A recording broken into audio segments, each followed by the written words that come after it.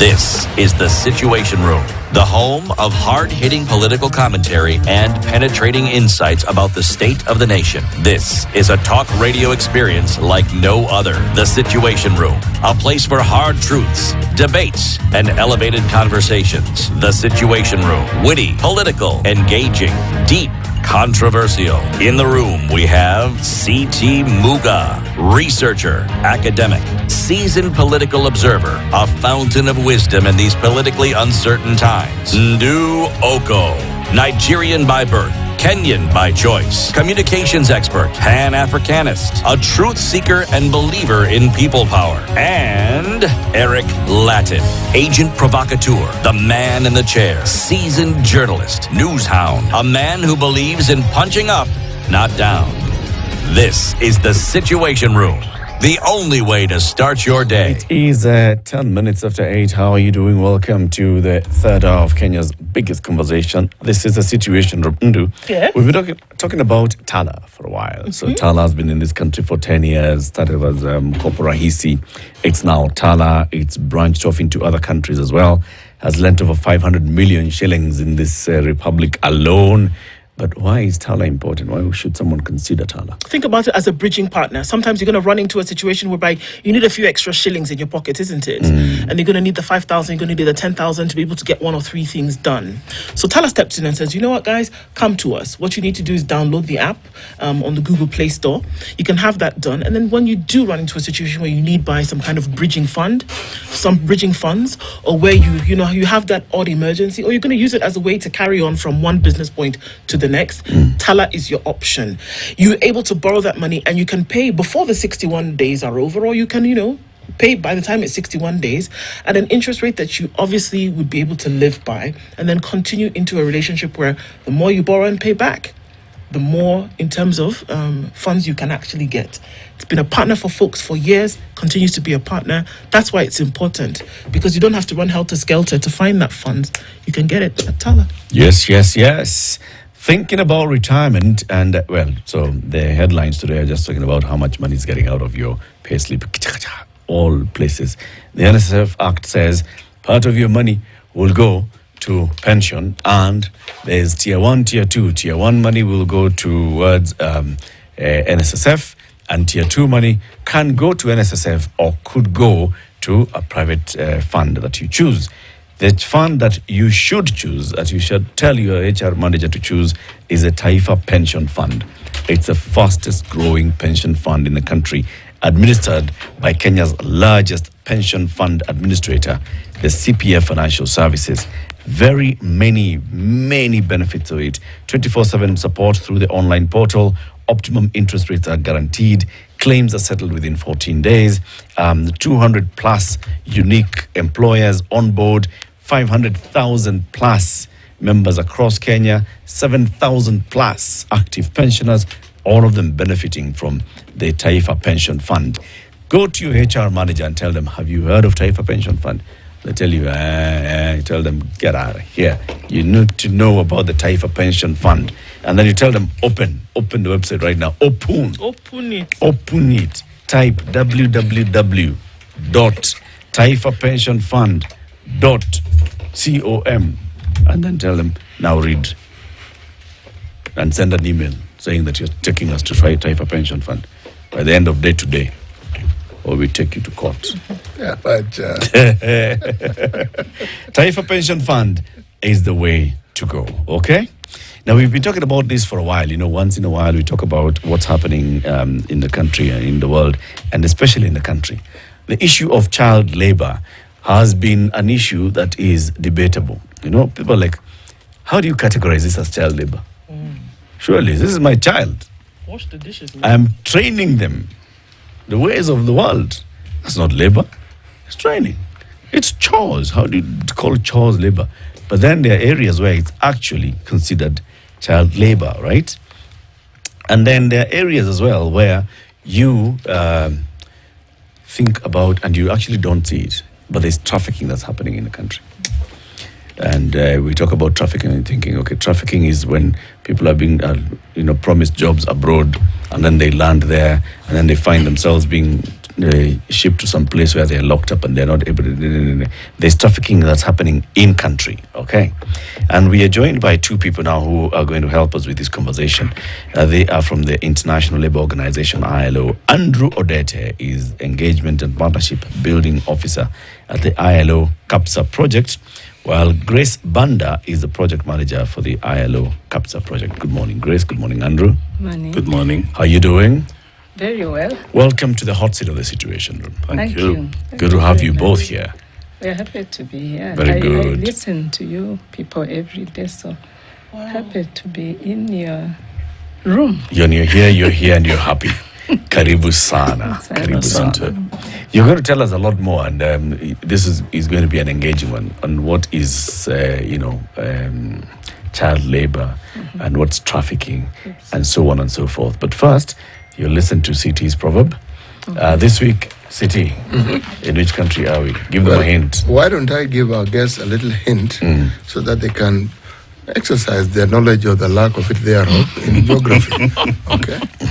This country has many neighbors. One of the neighbors is Ethiopia. The other neighbor is Tanzania. There's a neighbor called Uganda, South Sudan, and the Indian Ocean. Which country is this?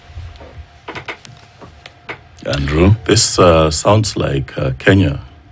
It sounds like Kenya. Yes. Okay. Yeah, some people may confuse it like with Kenya. Yes, yeah. That has happened before. Those people exist. Grace? And you join their ranks. Well done. I think I also want to agree that it could be Kenya.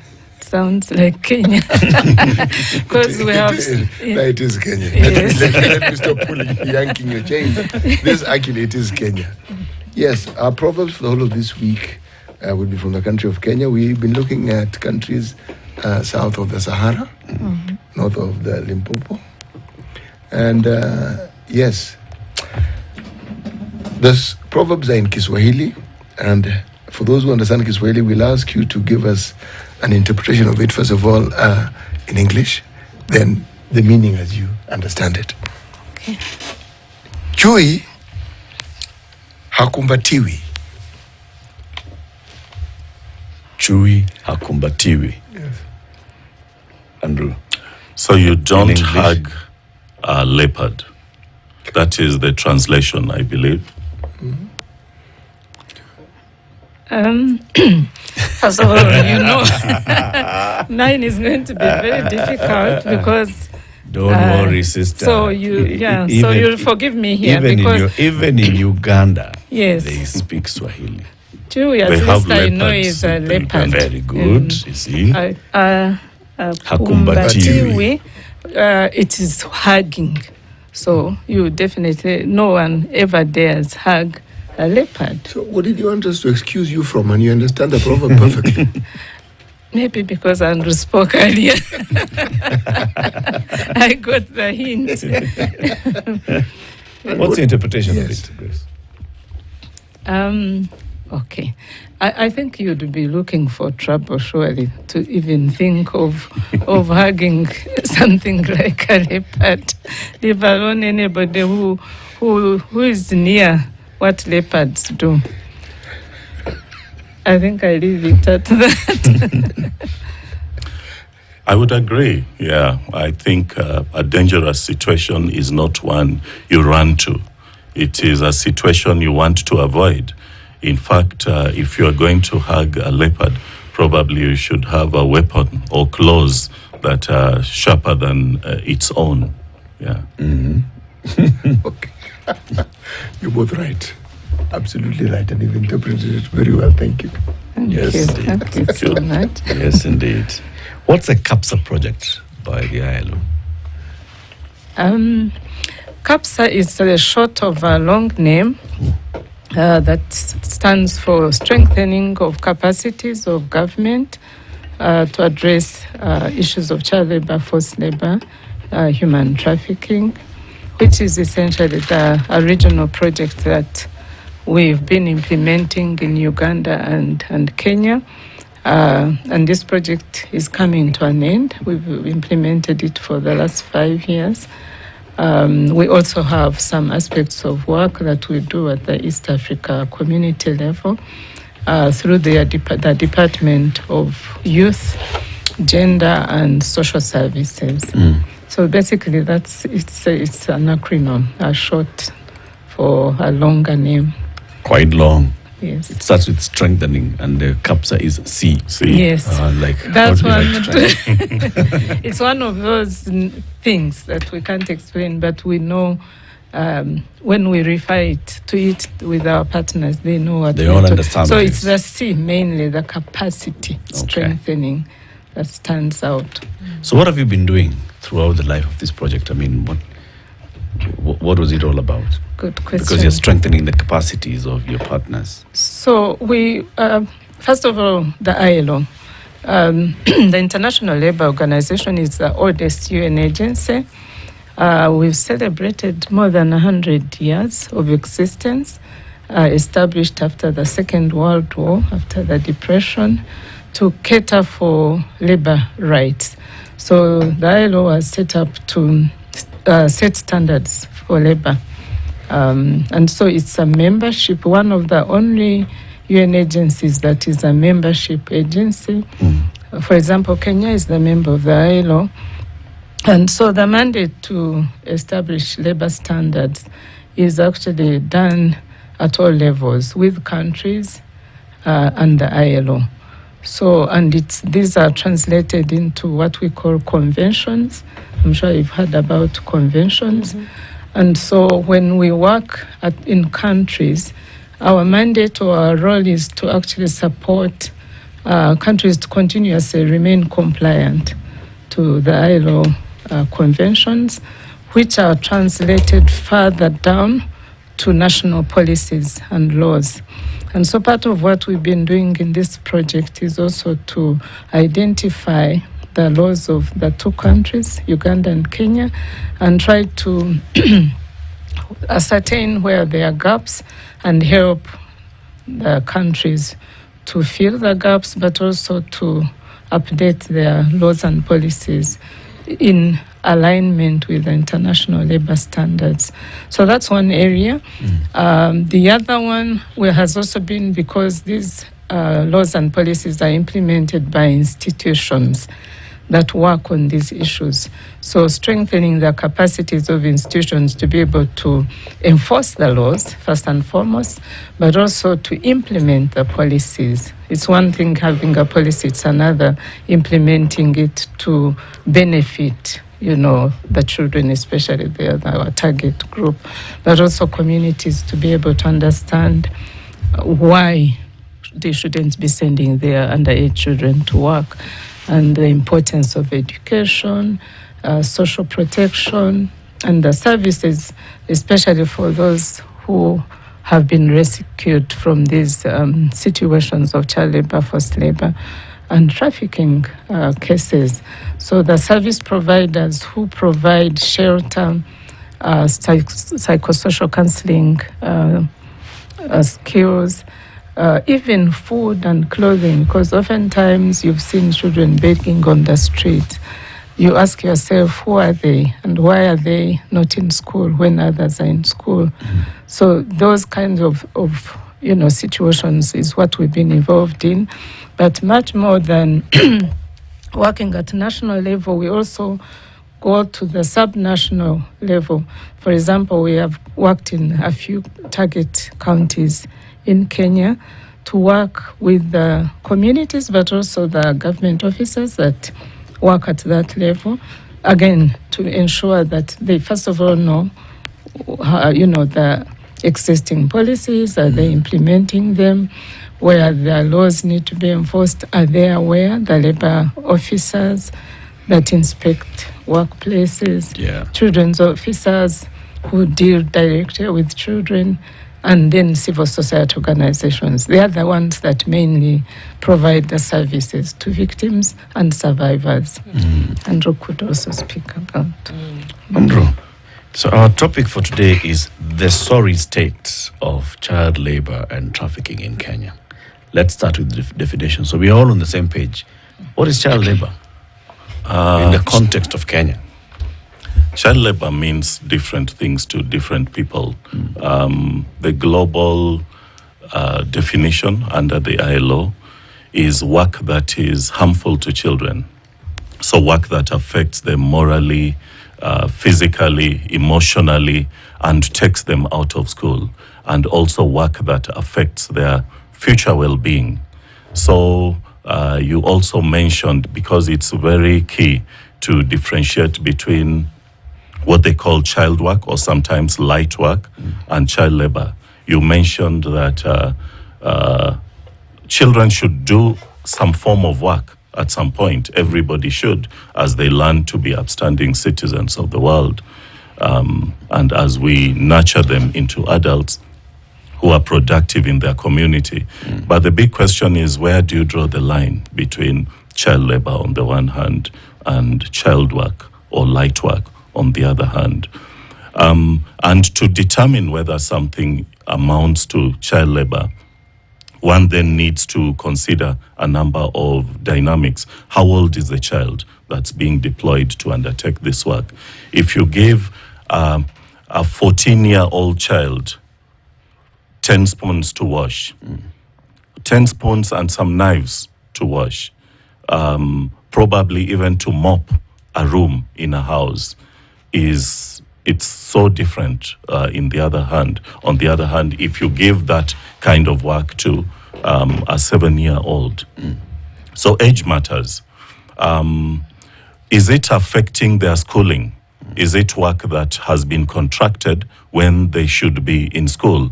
Whether it is just 2 shirts they're washing, but is it affecting their schooling? Is it also, children are children, is it affecting their leisure? They need time to rest. They need time to sleep. In many societies, we believe that because our fathers, our grandparents did some work, such as fishing, I'll give the example of omena, which is fished late in the night.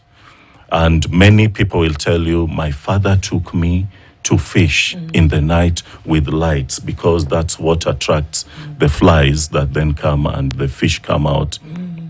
Was that child supposed to be asleep at that time in readiness for school the following day? So there are certain things that you need to consider, and that is the age of the child, the number of hours. Is it more than 2 hours a day? The type of hours, are they working when they should be in school? The nature of the work, is it dangerous work? Knives for a child of 8 years old, and also whether it is hazardous or not. Is it work in conditions that any child at all should not undertake?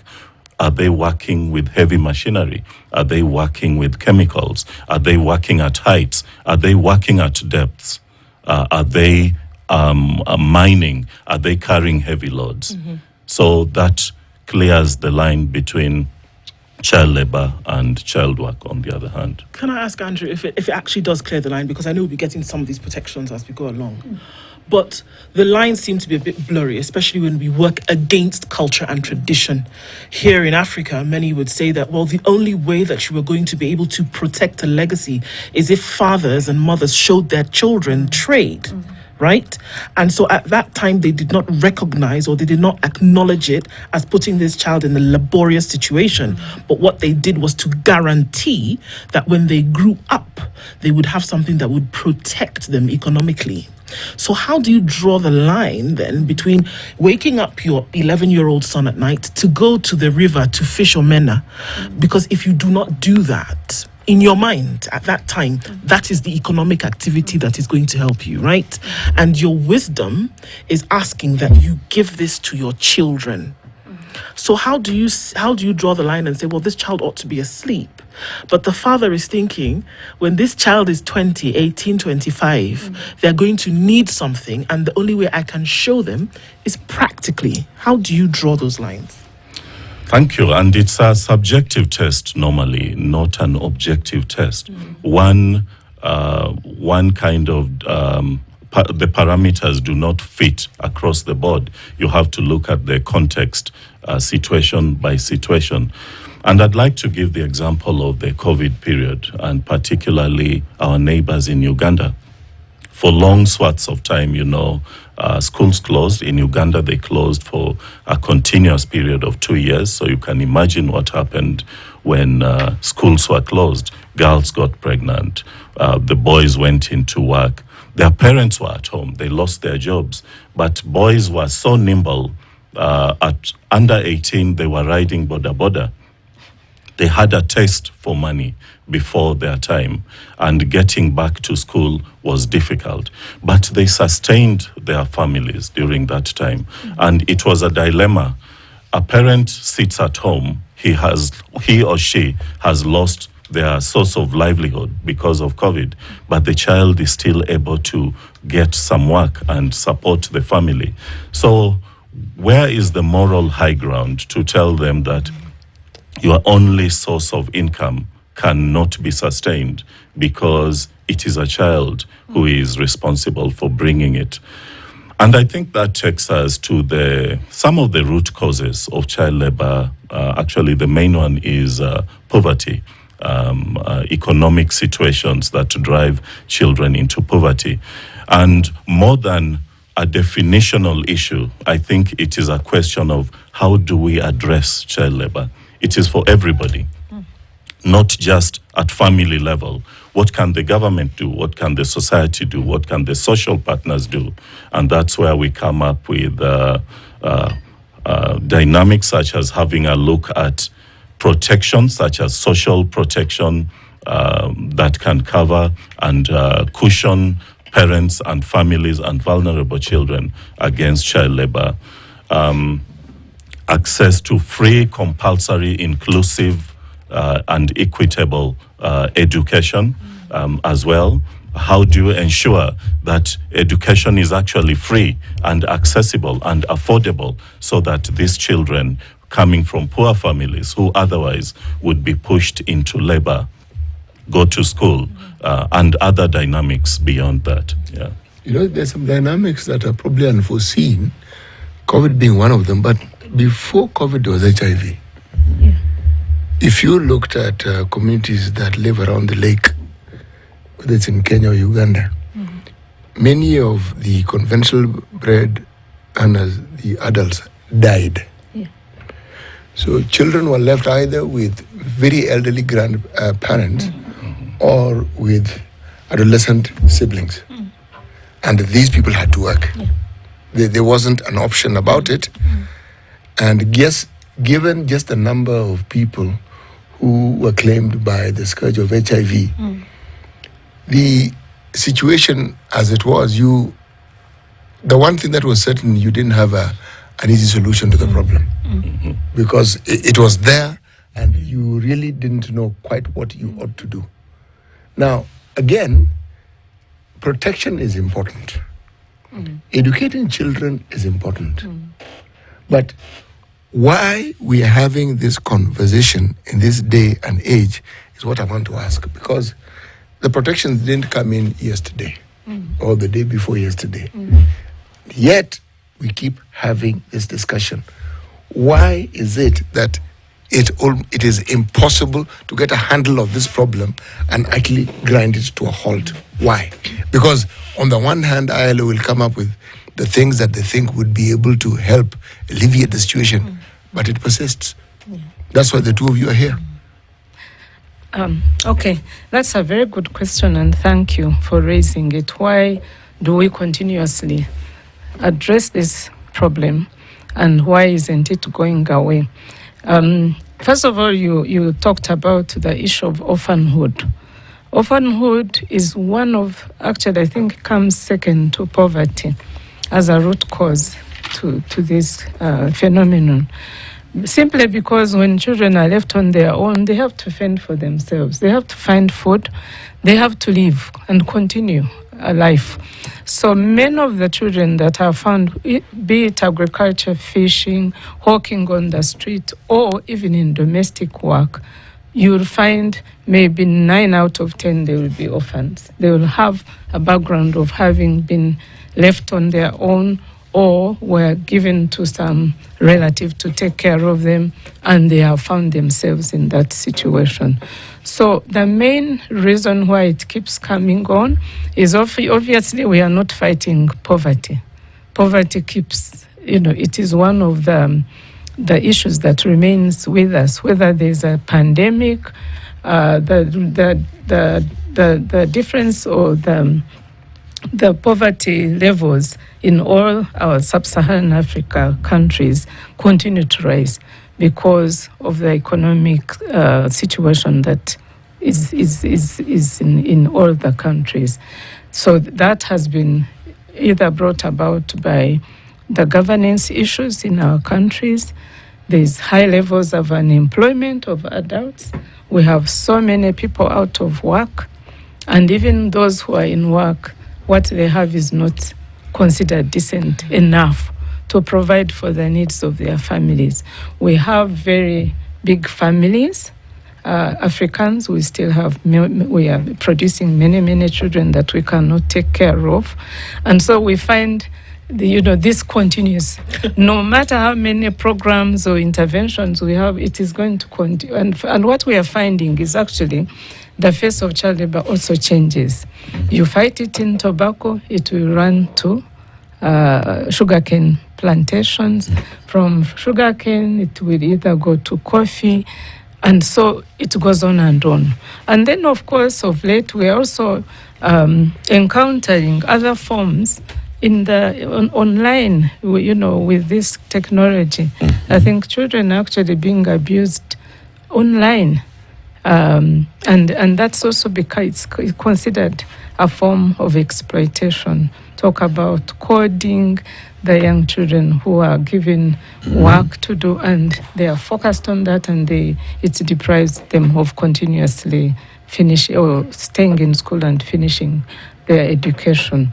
So I don't think I have one answer to you to say this is the reason, but there are so many reasons. And tackling child labor also requires a multi-sectoral, multi-dimensional approach where you have to think of various ways.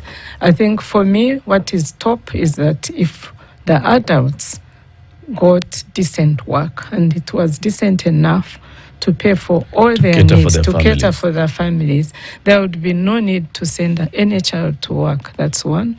Secondly, if we had solid social protection policies and programs, I think there's been an attempt to do what they call cash transfers. That is a short-term, solution. You give poor families some monies every month, but they are producing more children. So while you're catering for a few of them, the others are being born and filling the spaces. But also, I think most of the East African, South African, Sub-Saharan Africa region have attempted to institute free compulsory primary education as one of the long-term answers to these problems, so that you have all children go to school. Education, they say, is an equalizer. So you compete, and those who are able to go through and get employment or even do other forms of trade so that you are able to earn an income. But we are finding that there are other hidden costs that the parents are not able to meet. So school uniform, you will not believe it, is one of those factors that sends children away from school. Yeah. Because no education program of any country will provide you a school uniform or even scholastic materials, books, pens, and those poor people are not able to afford them. So children drop out. Food. We're in Kajiado last week. In some of the communities, children just run school because there's some kind of food. In their families, there's no food, and therefore they run to school. When the school is not able to provide, they won't go to school. For the girls, the menstrual periods send them out of school. So there's a lot more to look at when you're dealing with this issue. Okay. And let's take a break. We'll continue the conversation shortly. It's 20 minutes to 8. We are talking about what we are calling the sorry state of child labor and trafficking in Kenya. We're joined by Grace Banda, who's a project manager for ILO CAPSA project. And Andrew Odete, he's Engagement and Partnership Building Officer for the same ILO CAPSA project. We'll be back shortly. Good morning. This